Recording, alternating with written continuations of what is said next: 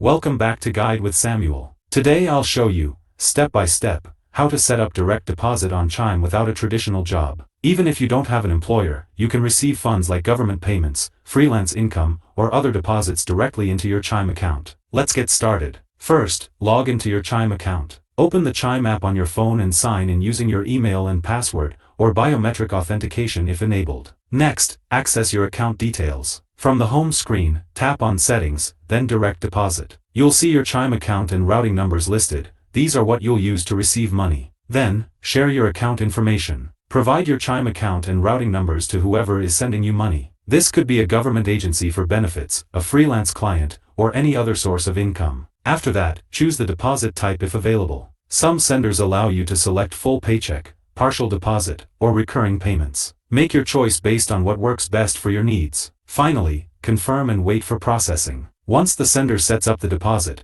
it may take a few business days for the first payment to reach your Chime account. You'll get a notification when the funds are available. Quick tips. Always double-check your account and routing numbers before sharing. For one-time deposits, verify the sender's details and expected processing time. You can track incoming deposits directly in the Chime app. Setting up direct deposit on Chime without a traditional job is safe, easy, and convenient for receiving payments quickly. If you found this helpful, don't forget to like and subscribe to Guide with Samuel for more helpful tutorials. Thanks for watching.